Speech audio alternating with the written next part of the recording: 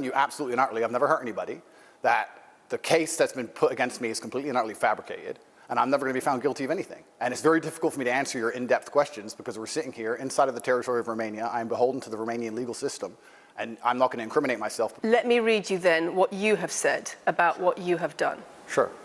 You have said, my job was to meet a girl, go on a few dates, sleep with her, get her to fall in love with me to the point where she'd do anything I say, and then get her on webcam so we could become rich together. I don't think that's what I personally said. I think that's exactly what you said on your website. No, I've never said that. That's something that you found on the internet. Doesn't mean I've said it. In your words. And again, once again, if any female on the planet has a problem with me, I strongly recommend her to go to the police and try and pursue me for criminal charges. I'm actually such a nice person that I've never had anyone come at me. The BBC has spoken to somebody since your arrest who says exactly those things, that with you it's all manipulation, there's an ulterior motive to everything you do. Is this Sophie? Oh, it's Sophie, the fake name, no face. I was so intent on wanting to please him and wanting him to be happy that I was just kind of, yeah, okay, do whatever you want. And what is she accused? Has she accused me of a crime, this imaginary Sophie? She's making the point that there is Has she accused me of a crime? Emotional or psychological manipulation. I've asked you a question, and I've allowed you into my house. I'm asking you a question. Correct, but you're not the boss here, because I've allowed you into my house. I'm asking you the questions. Correctly, and I'm telling you. You get to decide the answers. No, we're equal here. I've allowed you into my house. You don't come here with a position of authority. I'm doing you the favor as legacy media, giving you relevance by speaking to you, and I'm telling you now, this Sophie, which the BBC has invented, which is no face. Now, this woman, as you can see, is trying to corner him for being hateful towards women, human trafficking. Apparently this case is ongoing. There hasn't been any concrete evidence except for the women that you've seen in the media, where you saw Vice with some victim allegedly, and also BBC, this Sophie they are talking about. But all these women just came out and accused. They are not part of the investigation, and it's also his house, because he as the one being interviewed also has a right to say or ask a question if he needs to, because obviously they're in his house. But you're not the boss here, because I've allowed you into my house. I'm asking you the questions. Correctly, and I'm telling you. You get to decide the answers. No. We're equal here. I've allowed you into my house. You don't come here with a position of authority. I'm doing you the favor as legacy media, giving you relevance by speaking to you. And I'm telling you now, this Sophie, which the BBC has invented, which there's no face of, nobody knows who she is. The BBC did not invent her. Of course not. And because you never invent anything. And she's not filed criminal charges against me.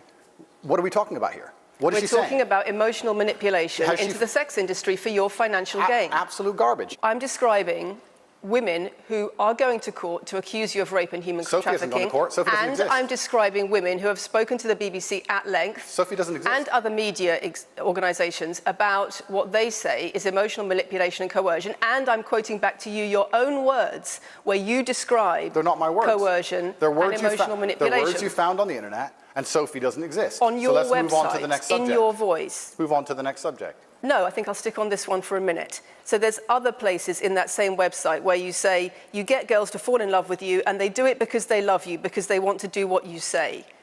Convincing women to take part in some kind of business arrangement doesn't work long term because they're emotional. You've got to get them to fall in love with you.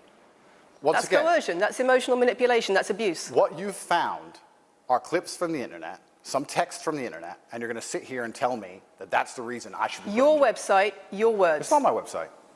Yes, it is. No, it's not. Check my website. Next. It's the website you've taken down, and I wonder why those comments have been taken down. No website's been taken down. My website is the same, and it's been the same for a very long time. You are accusing...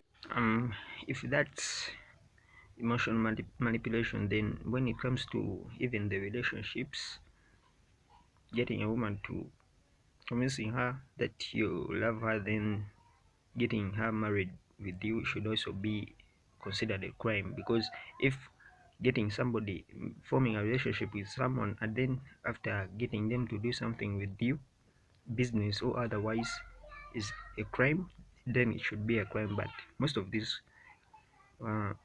criminal charges are just being introduced because they don't want the message Tate is pushing out there.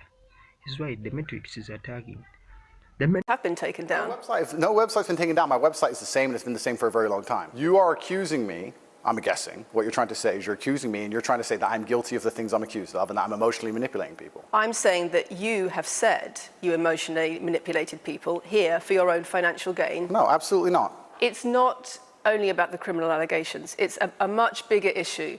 You've got children's organisations in the UK, you've got rape organisations in the UK, you've got the police naming you by name as someone who has a harmful influence on children and on women in the UK and elsewhere because of the things you say, because of the way you present gender relations, the way you say men should treat women.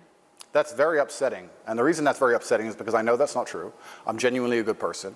I believe my impact on the world is positive. The reason we're asking you about these comments is because we've got the chief executive of Rape Crisis naming you individually as spreading a dangerous ideology of misogynistic rape culture. Absolute. It's the comments you make that are leading people to say things like this. Absolute garbage. National organisations who are saying that are blaming you for increasing levels of misogyny. Schools that are saying they are having increased incidents of girls being attacked, of female teachers being harassed. If that was by true, pupils because of you and your teaching and your influence. That's absolute garbage. I have never, ever encouraged a student to attack a teacher, male or female, ever. I preach hard work, discipline. I'm an athlete.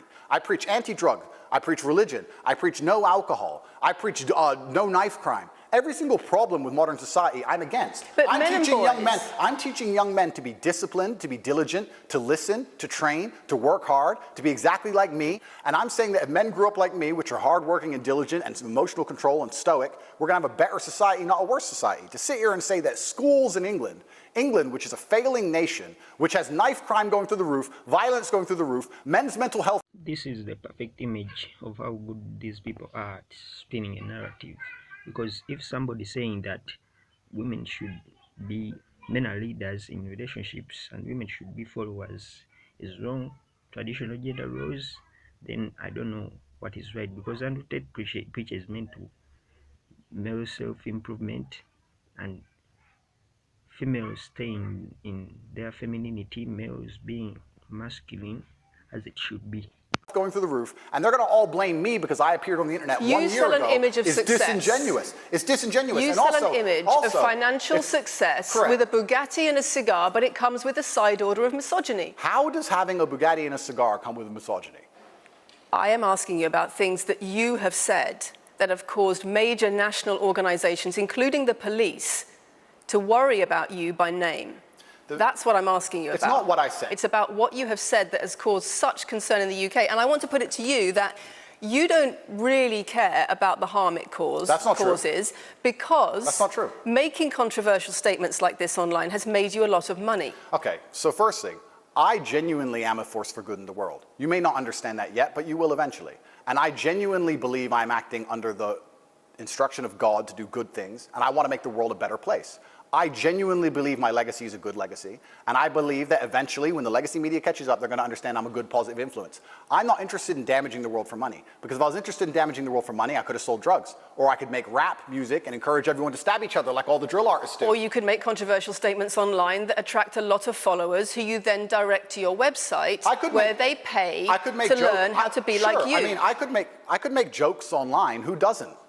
I mean, I could make a joke online. Are you saying that all the controversial things you've said are jokes? No, I'm saying that these organizations and the BBC who are going to sit here and pretend that I am the face of damaging the youth is absolutely garbage. It's completely disingenuous. It makes you money. The reason, in fact, I've seen thousands and thousands of comments and have endless emails from women praising praising the fact that their sons are listening to me. Does it not worry you? The fact that the things I'm saying, does it not worry you? It would worry. Are you not concerned about your influence? It would worry me if I was genuinely damaging the world. But for you to sit here and say, Andrew, you've become the most Googled man in the world, you have billions of views, and one woman, is now saying that her husband is not the same man she wants him to be, when thousands and thousands of people are saying the opposite, well, then I would say I've presented you with case after case after case, with quote after quote after quote of people who are genuinely concerned about the impact you're having, and you brush it off as if it's nothing. No, what you have done is come here with an agenda, you've come here with loaded questions, you've come here with things taken out of context, you come here with things that you don't understand are satirical, and then you're going to also sit and say that one woman said that her boyfriend changed when he watched one of your videos,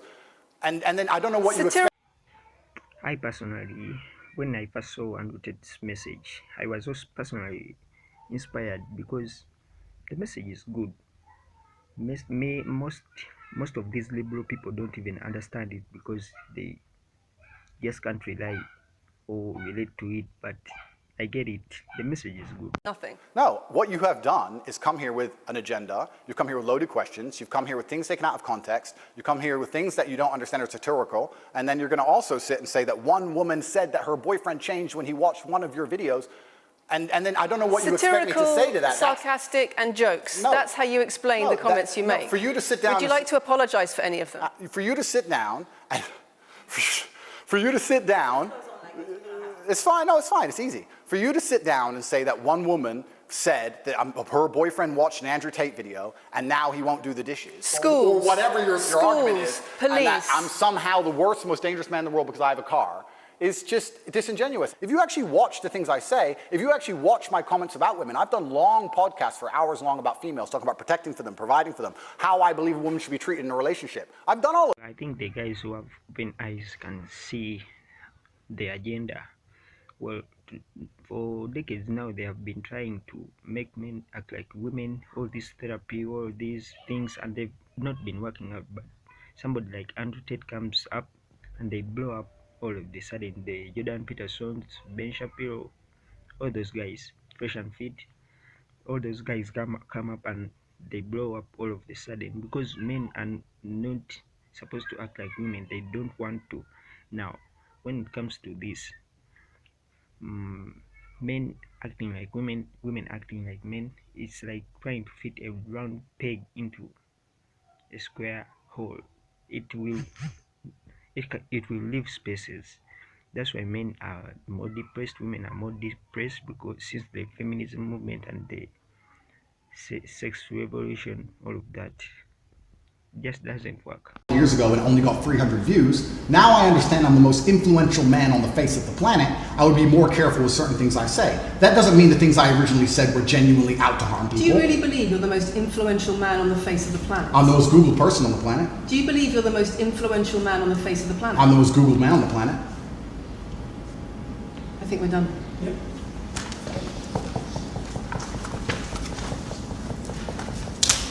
Thanks, Lucy. It was enjoyable. Nice to meet you.